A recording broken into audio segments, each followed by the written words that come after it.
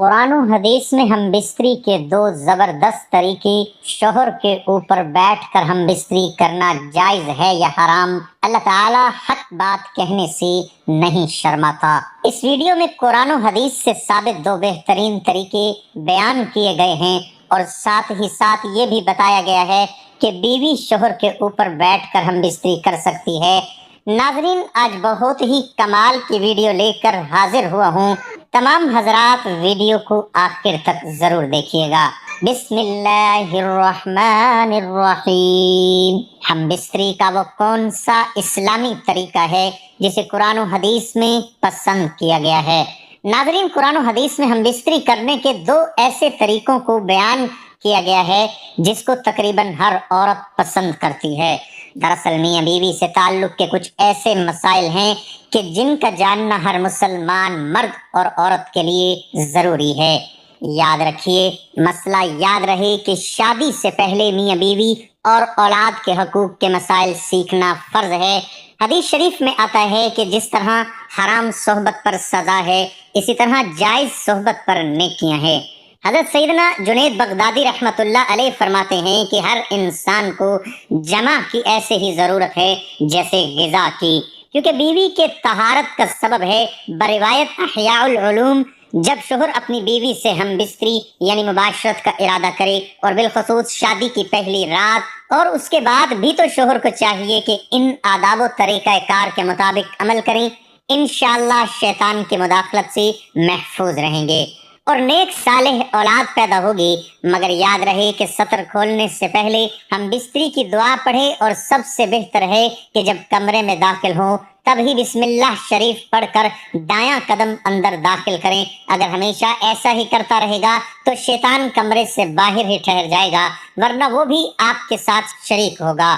باروایت تفسیر نعیمی۔ ناظرین، عورت کے اندر مرد کے مقابلے 100 گنا زیادہ شہوت ہے، مگر اس پر حیا کو مسلط کر دیا گیا ہے۔ تو اگر مرد جلدی فارغ ہو جائے تو فوراً اپنی بیوی سے جدا نہ ہو، بلکہ کچھ دیر ٹھہرے پھر الگ ہو۔ فتاوی رضویہ۔ جمع کے وقت کسی اور کا تصور کرنا بھی زنا ہے اور سخت گناہ ہے۔ جمع کے لیے کوئی وقت مقرر نہیں، ہاں بس اتنا خیال رہے کہ نماز فوت نہ ہونے پائے، کیونکہ بیوی سے بھی نماز، روزے، اعتکاف، حیض و نفاذ اور نماز کے ایسے وقت میں صحبت کرنا کہ نماز نکل جائے حرام ہے۔ مرد و عورت کو ایک دوسرے کا سطر یعنی شرمگاہ دیکھنا اور چھونا جائز ہے، مگر حکم یہی ہے کہ مقام مخصوص یعنی شرمگاہ کی طرف نہ دیکھا جائے۔ اس سے نسیان یعنی حافظہ کمزور ہونے کا مرض لاحق ہوتا ہے اور نگاہ بھی کمزور ہو جاتی ہے۔ ہم بستری سے فراغت کے بعد مرد و عورت کو الگ الگ کپڑے سے اپنا سطر صاف کرنا چاہیے، کیونکہ دونوں کا ایک ہی کپڑا استعمال کرنا نفرت اور جدائی کا سبب ہے۔ ہم بستری سے احتلام، انزال یعنی منی خارج ہونے کے بعد یا دوسری مرتبہ صحبت کرنا چاہتا ہے، تب بھی سطر یعنی شرمگاہیں لازمی دھو لیں، کچھ وقفہ دے کر، اور بہتر یہ ہے کہ وضو کر لے، ورنہ ہونے والے بچے کو بیماری کا خطرہ ہے۔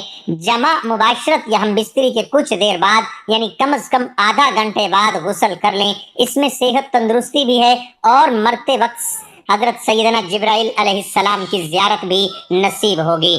جمع کے فوراً بعد پانی پینا صحت کے لیے مفید نہیں، لہٰذا کچھ وقفے کے بعد پانی پی سکتے ہیں۔ اسلام انسانی زندگی کے تمام تقاضے احسن و خوبی پورے کرتا ہے، بلکہ زندگی کے تمام امور کے لیے پاکیزہ اصول اور فطری نظام پیش کرتا ہے۔ اللہ تعالیٰ حق بات کہنے سے نہیں شرماتا، اس لیے ہمیں پیغمبر کے ذریعے زندگی کی ہر چھوٹی سے چھوٹی اور بڑی سے بڑی بات بتا دی۔ نکاح اور بیوی سے جمع شرمگاہ کی حفاظت کے ساتھ افزائش و نسل کا سبب ہے، پھر اللہ اتنی بڑی بات کیسے نہیں بتلاتا؟ یہ بھی ہمیں بتلا دیا کہ پیدائش کے بعد جب کوئی جوانی کی دہلیز پر قدم رکھتا ہے تو اسے فطری سکون حاصل کرنے کے لیے شریک حیات کی ضرورت پیش آتی ہے۔ اسلام نے شریک حیات بنانے کے لیے نکاح کا پاکیزہ نظام پیش کیا ہے۔ جس طرح اسلام نے نکاح کا پاکیزہ نظام دیا، اسی طرح جمع کے بعد بھی صاف ستھرے اور رہنما اصول دیے ہیں، اور ان اصولوں کی جانکاری ہر مسلمان مرد عورت پر ضروری ہے۔ یہودیوں کا خیال تھا کہ بیوی کی اگلی شرمگاہ میں پیچھے سے جمع کرنے سے لڑکا بھینگا پیدا ہوگا، جبکہ اللہ تعالیٰ قرآن پاک میں یوں بیان فرماتے ہیں، تمہاری بیویاں تمہاری کھیتیاں ہیں، لہٰذا تم اپنی کھیتیوں میں جدھر سے چاہو آؤ۔ سورہ بقرہ۔ اس آیت کا مطلب یہ ہے کہ بیوی کی اگلی شرمگاہ میں جس طرح چاہے جمع کر سکتے ہیں، شوہر کے لیے بیوی کی اگلی شرمگاہ ہی حلال ہے، جبکہ پچھلی شرمگاہ میں وقتی کرنا حرام ہے۔ چنانچہ اس بات کو اللہ تعالیٰ نے اس آیت سے پہلے بیان کیا ہے۔ فرمانے باری تعالیٰ ہے کہ لوگ آپ سے حیض کے بارے میں سوال کرتے ہیں، کہہ دیجئے کہ وہ گندگی ہے، حالت حیض میں عورت سے الگ رہو اور جب تک وہ پاک نہ ہو جائے ان کے قریب نہ جاؤ، ہاں جب وہ پاک ہو جائے تو ان کے پاس جاؤ جہاں سے اللہ نے تمہیں اجازت دی ہے۔ اللہ توبہ کرنے والوں کو اور پاک رہنے والوں کو پسند فرماتا ہے۔ سورہ بقرہ۔ یہاں پر اللہ رب العزت حکم دے رہا ہے کہ حیض کی حالت میں بیوی کے پاس نہ جاؤ، اور جب وہ غسل کر کے پاک ہو جائے تو اس کے ساتھ اس جگہ سے جمع کرو جس جگہ سے جمع کرنے کی اجازت دی گئی ہے۔ حیض اگلی شرمگاہ سے آتا ہے اور حیض کا خون آنے تک جمع ممنوع ہے، اور جب حیض بند ہو جائے تو اس جگہ جمع کرنا جہاں سے خون آ رہا تھا۔ نبی صلی اللہ علیہ وآلہ وسلم کا فرمان ہے، اور بیوی سے جمع کرتے ہوئے تمہارے وضو میں صدقہ ہے۔ بروایت صحیح مسلم، صحابہ کرام رضوان اللہ علیہم اجمعین نے پوچھا، اے اللہ کے رسول صلی اللہ علیہ وآلہ وسلم، ہم میں سے کوئی اپنی خواہش پوری کرتا ہے تو کیا اس میں بھی اجر ملتا ہے؟ تو آپ صلی اللہ علیہ وآلہ وسلم نے فرمایا، بتاؤ اگر وہ یہ خواہش حرام جگہ پوری کرتا تو کیا اسے گناہ نہ ہوتا؟ صحابہ نے عرض کیا کہ کیوں نہیں؟ لہذا فرمایا کہ اس وجہ سے جب وہ صحیح جگہ سے خواہش پوری کرتا ہے تو اس کے لیے اجر ہے۔ قرآن و حدیث میں ہم بستری کرنے کے دو ایسے طریقوں کو بیان کیا گیا ہے جس کو تقریباً ہر عورت پسند کرتی ہے۔ اس کو قرآن میں بھی پسند کیا ہے اور حدیث میں بھی پسند کیا گیا ہے۔ آئیے قرآن و حدیث میں پسندیدہ طریقوں کے بارے میں جانتے ہیں۔ قرآن پاک نے ہر موڑ پر مسلمانوں کی رہنمائی فرمائی ہے، اسی طرح ہم بستری کرنے پر بھی شریعت نے ہماری بہت رہنمائی فرمائی ہے۔ ناظرین اکرام، وہ دو طریقے آپ کو بتاتے ہیں کہ وہ کون سے دو طریقے ہیں۔ اللہ تعالیٰ قرآن پاک میں فرماتے ہیں یہ وہ طریقہ ہے جو تقریباً ہر جاندار استعمال کرتا ہے۔ وہ طریقہ کیا ہے کہ عورت نیچے لیٹی ہو اور شوہر اوپر لیٹا ہو اور شوہر حرکت کرے۔ اس کو قرآن پاک نے بیان کیا، عورت نیچے لیٹ جائے اور شوہر اس کے اوپر ہو۔ اس طریقے سے بیوی کے ساتھ ازواجی تعلق قائم کرنا، اس سے شوہر کو بھی لذت ملتی ہے اور بیوی کو بھی خوب لذت ملتی ہے۔ اس طریقے کو قرآن نے بھی پسند کیا۔ ناظرین اکرام، دوسرا طریقہ جس کو حدیث میں پسند کیا گیا ہے، حدیث مبارکہ میں ارشاد ہے کہ بیوی جب نیچے لیٹ جائے تو اس کی دونوں ٹانگوں کو اپنے کندھوں پر رکھ لیا جائے، یعنی اس کے سرین کے درمیان بیٹھ کر حرکت کرے، اور اس طریقے کو حدیث میں بیان کیا گیا ہے۔ پہلا طریقہ تھا کہ اوپر لیٹ جانا، اور دوسرا طریقہ ہے حدیث میں وہ بھی یہی ہے، لیکن اس میں فرق یہ ہے کہ دونوں ٹانگوں کو اٹھا لیا جائے اور حرکت کی جائے۔ یہ طریقہ ایسا ہے کہ جن عورتوں کو حمل نہیں ٹھہرتا تو بہت جلدی اس طریقے سے حمل ٹھہر جاتا ہے۔ ناظرین، یہ وہ دو طریقے ہیں جن کو قرآن حدیث میں پسند کیا گیا ہے۔ ایک خاتون نے سوال بھیجا ہے اور کہا ہے کہ یہ سوال کرنے کے لیے میں بہت شرما رہی ہوں، لیکن میں جاننا چاہتی ہوں کہ کیا یہ غلطی ہے یا نہیں؟ کیا عورت اپنے شوہر کے اوپر بیٹھ کر ہم بستری کر سکتی ہے یا نہیں؟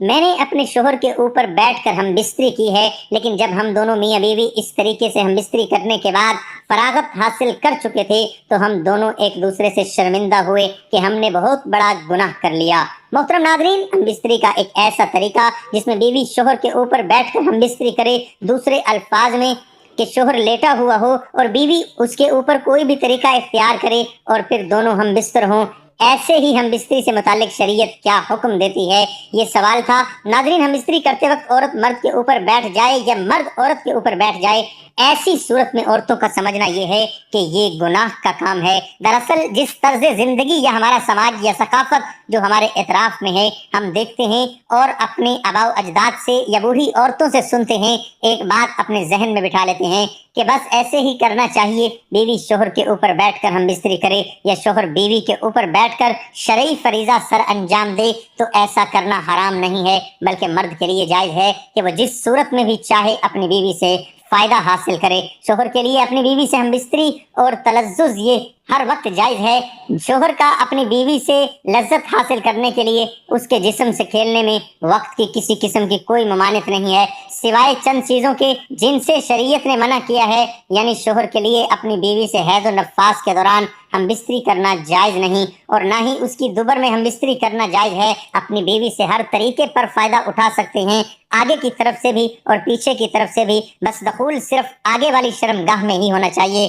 بعض مرد کے اعلی تناسل کا جو دخول ہے وہ صرف سامنے کی شرمگاہ میں ہونا چاہیے، جس میں سے کہ حیض کے دنوں میں خون آتا ہے۔ پیچھے کی جانب سے بھی اگر آپ ہم بستری کرنا چاہتے ہیں تو پچھلی شرمگاہ میں نہیں بلکہ صرف آگے والی شرمگاہ میں، جس سے بچے ہوتے ہیں۔ اس کی وجہ یہ ہے کہ کیونکہ اللہ تعالیٰ نے قرآن کریم میں ارشاد فرمایا ہے کہ یہ عورتیں جو تمہاری بیویاں ہیں یہ تمہاری کھیتیاں ہیں، تو اللہ کے رسول صلی اللہ علیہ وآلہ وسلم نے بھی بیویوں کو کھیتیوں سے تعبیر کیا ہے۔ تمہاری بیویاں تمہاری کھیتیاں ہیں اور اپنی کھیتیوں میں جس طرف سے چاہو آؤ۔ البتہ رسول اللہ صلی اللہ علیہ وسلم کی فرمان کے مطابق بیوی کو پچھلی شرمگاہ میں عضو تناسل داخل کرنا حرام ہے، کیونکہ رسول اللہ صلی اللہ علیہ وسلم نے اس طرز پر کہ پچھلی شرمگاہ میں داخل کیا جائے جائز نہیں۔ اللہ کے رسول صلی اللہ علیہ وآلہ وسلم نے فرمایا، جس شخص نے اپنی بیوی کی دوبر یعنی پچھلی شرمگاہ میں جمع کیا تو اس نے محمد صلی اللہ علیہ وآلہ وسلم پر نازل قرآن کی نفی کر دی، اور فرمایا کہ ایسا کرنے والے پر اللہ کا غضب ہوتا ہے۔ لہذا اگر بیوی شوہر کے اوپر آتی ہے